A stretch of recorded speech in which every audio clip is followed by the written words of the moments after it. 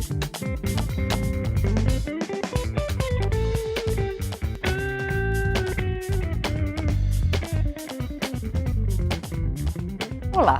A Câmara dos Deputados terá uma comissão especial para discutir saídas para a crise hídrica vivida pelo país.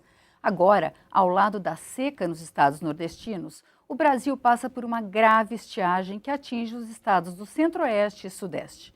A temporada das chuvas, que termina com março, não foi capaz de recompor os níveis dos reservatórios que abastecem as grandes cidades brasileiras, nem o das hidrelétricas, principal fonte de energia do país.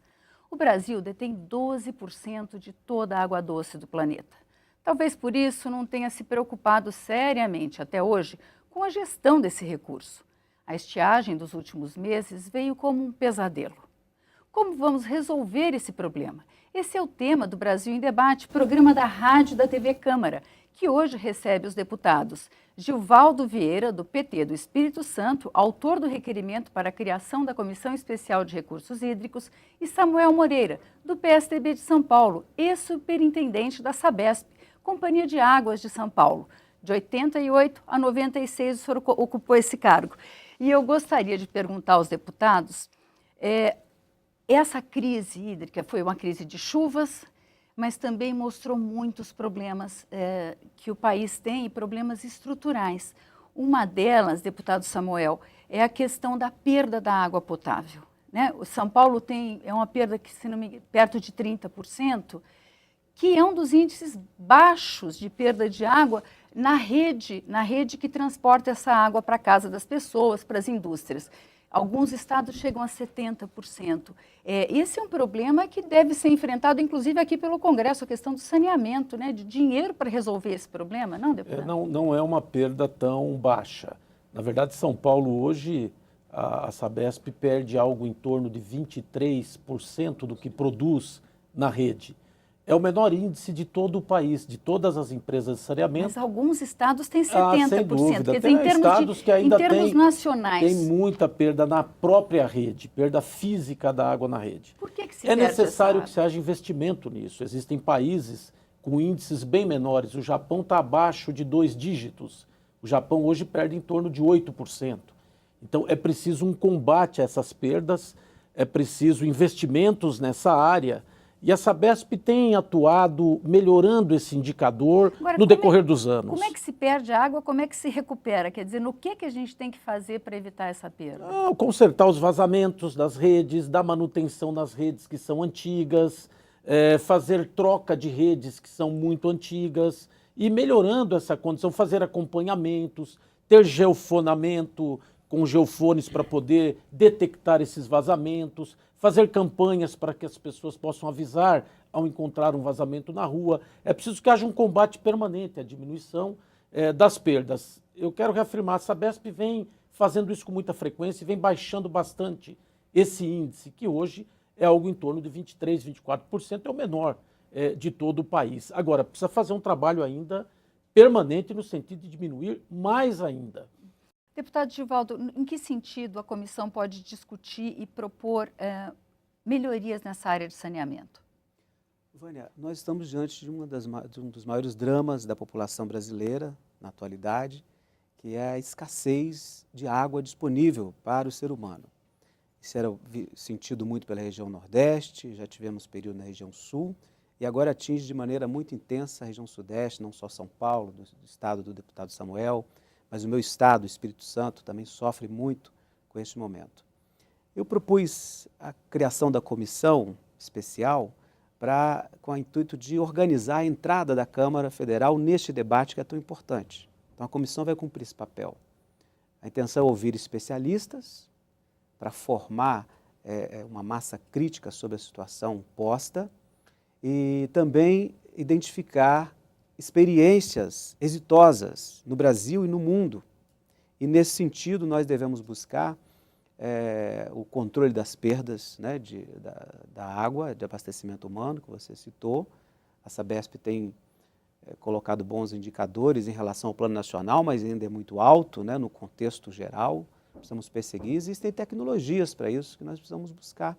Se o Japão conseguiu eficiência nesse sentido, é uma experiência a ser verificada.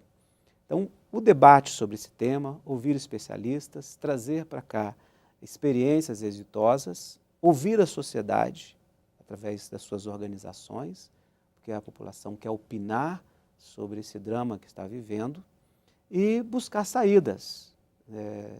Nós temos que trabalhar algumas ações, né? No trato com o executivo, tanto no plano nacional quanto nos planos estaduais e municipais, discutir os planos de investimentos para o setor, tanto no sentido da produção da água, da distribuição, da preservação, da reservação de água em todo o país. Nós vamos ter que enfrentar a situação da regulação do uso da água. A agricultura usa fortemente a água, em torno de 70%. A indústria usa bastante. O consumo humano é até menor, né? Deve estar na faixa de 12% em relação a outros usuários. A água é necessária para a produção de alimentos, mas nós precisamos encontrar caminhos para modernizar os sistemas de irrigação. No plano industrial, precisamos avançar para que os licenciamentos ambientais exijam cada vez mais, e o governo possa incentivar, tecnologias para o reuso da água no próprio sistema industrial. Então, assim, existe um conjunto de frentes, né, para a gente enfrentar, trabalhar essa questão. Vamos por partes. Uma das questões que foi colocada na comissão geral que a Câmara realizou é que os reservatórios e os rios brasileiros se encontram muito desprotegidos, que a vegetação poderia preservar um pouco mais a água existente, a água doce existente. E uma das propostas foi a de revisão do Código Florestal. Recentemente, o Código Florestal diminuiu as áreas de preservação permanente obrigatórias. E como é que os senhores veem essa proposta, assim como de reflorestamento de áreas de reservatórios? Vânia, deputado Samuel. O deputado Givaldo colocou bem. São vários fatores. Nós precisamos abrir várias frentes para poder equacionar este problema. Agora, tem alguns que podem ser feitos já, né? Lógico que a questão ambiental ela é fundamental. Ela deve ser a causa, inclusive, dessa consequência que estamos passando hoje. Mas algumas medidas já podem ser tomadas. Nós precisamos usar a água racionalmente. Todos nós. É preciso fazer um combate agora muito forte e permanente ao consumo irracional da água. As pessoas não podem utilizar mais água da forma que vinham utilizando. Nós precisamos criar a consciência muito forte, com campanhas publicitárias muito fortes, de que é preciso se economizar e se utilizar o necessário no consumo da água. Então, não pode haver desperdício, é preciso que se crie bônus para quem economizar, como foi feito já há um ano em São Paulo. Você cria-se um bônus, estimula a pessoa a economizar, chama atenção através de campanhas publicitárias.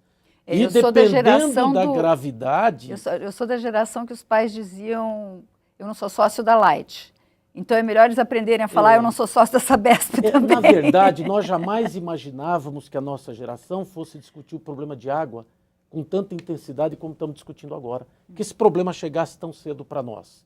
Nós imaginávamos que a água é um bem muito valioso, que no futuro poderia fazer falta, mas no futuro muito longe. As pessoas não imaginavam que pudesse ser agora. Mas o fato é que chegou, porque nós estamos com uma estiagem muito grande. São 84 anos, quase 100 anos, que não tinha uma estiagem tão grande como essa. E agora os reservatórios estão com dificuldade, a produção está mais difícil. Nós tivemos problemas de ocupação em áreas urbanas muito fortemente. O país virou um país urbano, com muitas dificuldades de mobilidade, com outras dificuldades. E a água virou um problema que nós precisamos, nesse momento, combater dessa forma, com outras iniciativas, como disse o deputado Givaldo. Nós precisamos aumentar a produção, nós precisamos fazer interligação de grandes reservatórios, porque fazer reservatórios não é fácil, tem impacto ambientais muito grande, são obras extremamente caras, portanto, interligar os reservatórios que já existem para um contribuir com o outro, porque às vezes um reservatório está vazio, o outro está cheio. Chove num lugar e não chove no outro. Isso eu gostaria nós temos, Vânia, só para concluir, nós temos estados como o Acre que estão cheios de água, né? Estão inundados praticamente, e estados faltando água. Portanto, nós temos em São Paulo reservatórios com muita água e outros reservatórios, por exemplo, sem água, que poderiam estar interligados para poder um ajudar o outro. Nós precisamos fazer investimentos, Precisamos aumentar a produção, mas nós precisamos utilizar nesse momento rapidamente, com muita racionalidade, a água. Então, essa é uma questão que precisa ser um combate permanente ao consumo irracional. Sejam com aumentos de tarifa, nós precisamos equacionar essa situação. Nunca é bom apertar pelo bolso, mas não é possível mais desperdício. Os municípios, por exemplo, não é possível lavar uma calçada mais com água tratada. É preciso utilizar o reuso da água, coleta do telhado, coleta de algum lugar. Mas Os a água municípios tratada, lavam as ruas, praças. talvez tenha que multar. Antes não se multava, mas talvez tenha que multar para disciplinar. Deputado Givaldo, essa questão da educação. O Brasil não tem nenhuma educação de uso da água. Será que cabe uma intensa campanha, uma campanha do governo federal que tem uma abrangência maior, para que o brasileiro entenda que a água não é uma coisa infinita, porque é fácil abrir a torneira, né? Eu penso que sim. Uma das linhas de trabalho que pretendo propor à comissão é, num diálogo com o MEC, com o Conselho Nacional de Educação, com todas as representações, que a gente discuta a maneira de incorporar ao sistema educacional brasileiro formas de se preparar o cidadão desde a tenra idade, durante o processo educacional, prepará-lo para lidar com a água. Nós não fomos preparados para lidar com a água. E o sistema educacional pode fazer isso, através dos seus mecanismos pedagógicos, mas, inclusive, deveria ser acompanhado de um investimento nos prédios escolares. Porque os prédios escolares, muitas vezes, como é que você pode pensar que um futuro cidadão, né, que está sendo preparado ali na escola, depois ele possa, durante a sua vida, mas como um cidadão formado, ele possa ajudar a preservar esse bem tão precioso, se a escola que ele estuda está lá gotejando água, com o banheiro vazando água, quer dizer, são sistemas que não economizam. Então, eu acho que a educação é fundamental, porque nós precisamos preparar a próxima geração para lidar com esse bem que é precioso, é escasso e vai ser assim, né? Hoje, a nossa geração lidar com a água da seguinte maneira: ela está disponível ali na torneira, geralmente ela é barata, né? E nos dá a falsa impressão de que é um bem que está ali sempre disponível. Então, a educação é fundamental, associada a essas campanhas que o deputado Samuel colocou. Então, uma das linhas de atuação da comissão é construir, com o sistema de educação nacional, formas de se preparar o cidadão para lidar com a água. Bom, a gente vai voltar a falar disso daqui a pouquinho. O Brasil em Debate vai fazer um pequeno intervalo.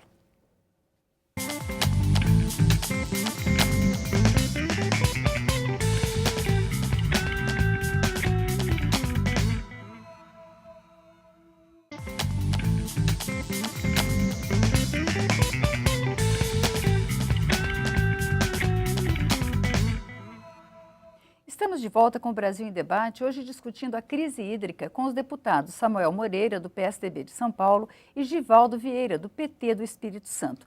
E eu queria, rapidamente, o senhor falou, deputado Samuel, o senhor falou na questão da interligação dos sistemas.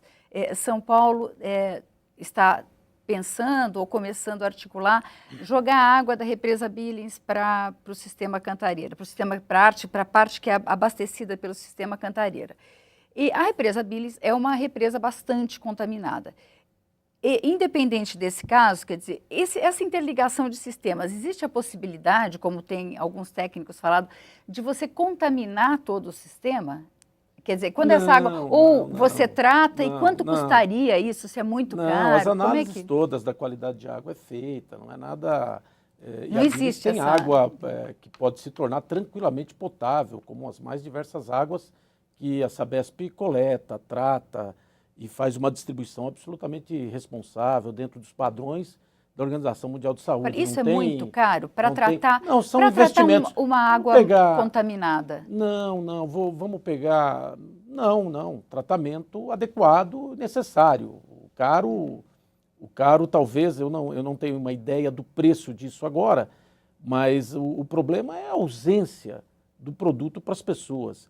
Então, vai se fazer um investimento necessário. Agora, as interligações são muito importantes. Nós estamos com investimentos programados.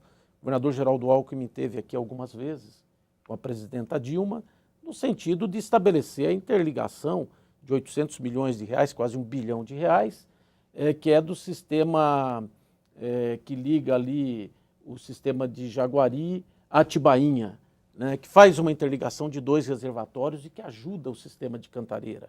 É uma obra aí que pode ser feita em 6 meses, 1 ano, né, 1 ano por aí, você resolve um problema e adiciona muita água no sistema, adiciona talvez mais 5, 10 metros cúbicos de um sistema que produz 33 metros cúbicos, tem capacidade de 33 metros cúbicos para toda a população que abastece ali pelo sistema, que é abastecida pelo sistema Cantareira. Quer dizer, tem obras rápidas que podem ser feitas. O fato é que precisam ser feitas essas interligações, é preciso realmente aumentar a produção, nós precisamos de mais reservação, mas são muito importantes medidas individuais, pessoais. Por exemplo, eu também tenho que ter a minha reservação. Quer dizer, nas grandes regiões, nós encontramos muitas famílias sem uma caixa d'água, às vezes não pode comprar, não tem condições de adquirir uma caixa d'água que vai permitir a sua reservação individual. Né? São milhares de pessoas que não têm isso na Grande São Paulo. E aí acabam sendo abastecidas diretamente pela rede, com uma pressão mais alta e com um consumo mais alto de água. Bem mais alto por conta de uma pressão maior. Se pudesse ter uma reservação, seria muito melhor. São medidas que nós podemos tomar rapidamente. Outro dia eu ouvi um ambientalista, na verdade, falando sobre isso. O Código de Edificações, quer dizer, cada cidade tem o seu, isso deve ser uma coisa que não deve ser tão simples assim. Mas será que não deveria ser obrigatório a gente, quando vai se construir um novo prédio, você ter um sistema que, como os senhores estão falando, da reutilização da água? Além da captação da chuva. A gente usa água potável para dar descarga. Né? O brasileiro gasta essa fortuna que se gasta. É caro, né? Tratar água, acredito. Né? E a gente dá descarga, a gente lava carro, a gente lava calçada. Nunca houve necessidade de se tomar outras medidas. Sempre houve abundância, não houve a necessidade. Possível discutir isso aqui no Congresso, de tornar obrigatório a comissão, ela ao final do seu trabalho, caminhando para o final do seu trabalho, uma das etapas será uma possível produção legislativa, que deve prever projetos ou leis para atuar na área da regulação, porque nós já temos hoje conflitos pelo uso da água entre agricultores, já temos princípios de conflitos entre estados, como recentemente tivemos Rio de Janeiro, São Paulo e Minas, a União teve que fazer a mediação. Então nós estamos só no início de uma crise que pode se agravar. Ainda na linha da regulação, com a crise hídrica, está aumentando muito o número de poços artesianos sendo perfurados, sem nenhuma regulamentação. E qual o problema, deputado? É um acesso aos nossos aquíferos que estão no subsolo, que é uma reserva de toda a nossa sociedade, está sendo privatizada, sem nenhuma regulação. A pessoa a questão do planejamento, né? Você tem que planejar o uso. Uma pessoa que tem uma empresa, por exemplo, ela tem lá um alto consumo de água, ela perfura um poço e passa a ter uma água sem cobrança. Ou daqui a pouco um particular. Então, isso está se proliferando sem nenhuma regulamentação de quem pode, em que situação pode fazer um poço artesiano que acessa diretamente um aquífero. Daqui a pouco isso prolifera de uma maneira generalizada e nós vamos também prejudicar a grande fonte de água que está lá no subsolo, né? Nos aquíferos, todo o processo de água também faz a reservação lá. Então, a produção legislativa também vai ser um trabalho dessa comissão. Eu acho que na área das construções, é um debate a ser feito aqui. Como a edificação, né, esses critérios de edificação, eles estão muito ligados aos municípios, nas suas leis locais, mas como uma questão nacional, ou dialogando com os municípios e estados, há que se pensar em regulamentações para esse setor da construção, né, que as novas construções já prevejam tecnologias para usar água de chuva e para fazer o reuso da água. Então, se o meu vizinho não economiza, eu também não vou economizar, porque eu vou pagar a mesma coisa que ele, né, nos edifícios. Né? Quer dizer, mas hoje já tem avaliação individual. Individuais. Mas isso não é uma postura nacional, né, deputado? Mas precisa começar a ter.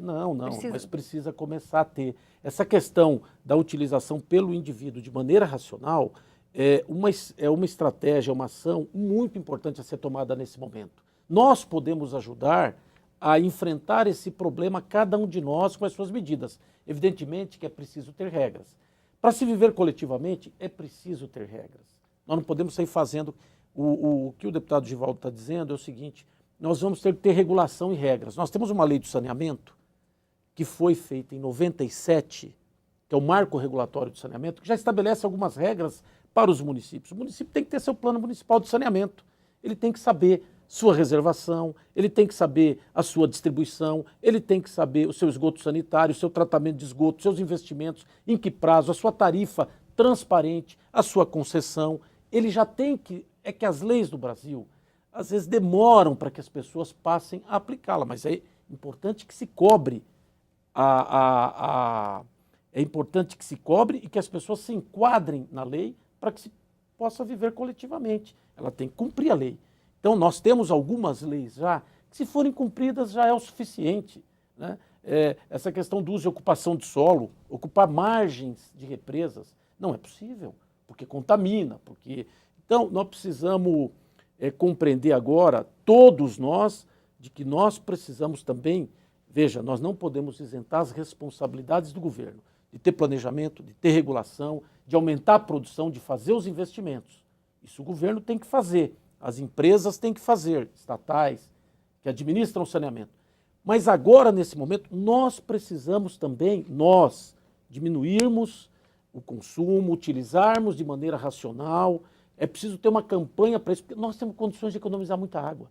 Todos nós, captando de chuva, utilizando água com racionalidade, nós podemos enfrentar essa crise.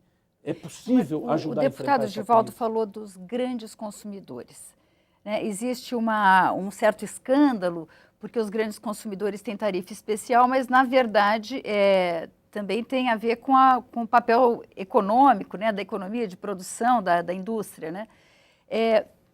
Esses grandes, quer dizer, se pensa uma regulação do controle para a agricultura e para a indústria também, porque chegou um momento, sei lá, dezembro, que se falou, se faltar água para consumo humano, a gente para de fornecer para a indústria, mas aí você também para a economia de um estado, por exemplo, como São Paulo. Os preços sobem, a inflação dispara, isso ajuda. Mas existe uma forma de melhorar o consumo na indústria e na... Na agricultura, nós precisamos de incentivos dos governos para que os sistemas obsoletos de irrigação sejam substituídos. Hoje nós temos muitos sistemas de irrigação que fazem um desperdício muito grande de água. Já existem tecnologias mais avançadas para irrigar áreas, né, agricultáveis com uso muito menor de água. Então, ali é o uso da tecnologia, o incentivo para isso. É preciso que o governo tenha políticas públicas e crédito disponível associado às leis, né? Não só a cobrança, mas também criar as condições para isso. A indústria de metais, por exemplo, é uma coisa... A indústria, nós temos que generalizar o reuso. Existe tecnologia para que a água que entra num sistema industrial, ela seja, ao final, né, de todo o sistema, tratada e ela retorna para o mesmo sistema. Então, ela fica ali dentro. Não há um desperdício de água.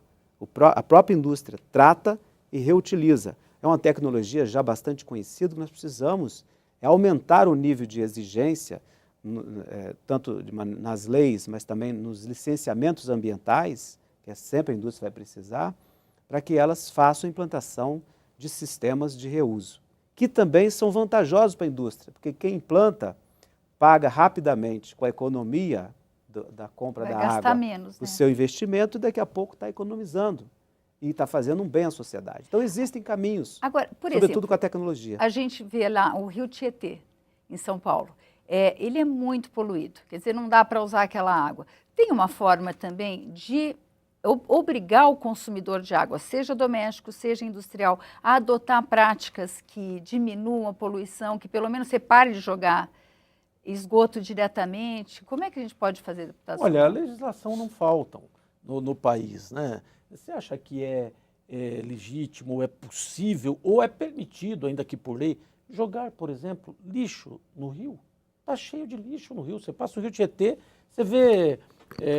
sofás, você vê tudo que é tipo de lixo ali no rio.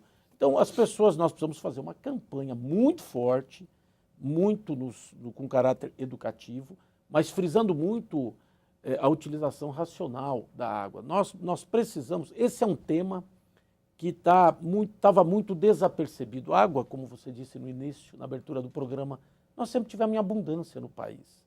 O país é 12% da água do mundo. Água doce está no Brasil. Então, só que agora, por consequências do clima, por consequências ambientais, nós estamos tendo chuvas em lugares diferentes, não mais com a mesma, no mesmo espaço determinado de tempo, as pessoas não conseguem prever direito.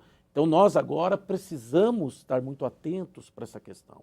A questão da utilização desse recurso tão importante. Agora, não mais lá na frente, é agora, porque o risco é muito grande ali na frente de ter a ausência do produto, de ter a falta de água. Vocês já imaginaram o que é viver sem água? Quer dizer, é muito complicado. Então é preciso ter a sua reservação. As pessoas têm que ter lá os seus 1.000, 2.000 litros de água reservado para utilizar com parcimônia, com cuidado. É preciso reutilizar mecanismos, quem puder agora, de utilização da própria água de chuva para lavar sua própria calçada, para lavar o seu carro, já não usar mais água tratada para essas coisas, né? Ficar lavando a calçada com água tratada não dá mais, né? Então, nós agora precisamos também fazer a nossa parte e cobrar efetivamente do governo, com transparência, dos governos, para que eles façam os investimentos também para garantir, né, que a gente tenha água com tranquilidade. Eu acho que são várias medidas, inclusive as questões ambientais. E a gente vai acompanhar o trabalho da comissão. Muito obrigada, deputado Samuel. Muito obrigada, deputado Givaldo. O Brasil em Debate termina aqui. Se você quiser rever ou compartilhar este ou outros programas, vá à nossa página câmara.leg.br/Brasil em Debate. Eu agradeço sua atenção e te espero te encontrar nas próximas edições. Até lá.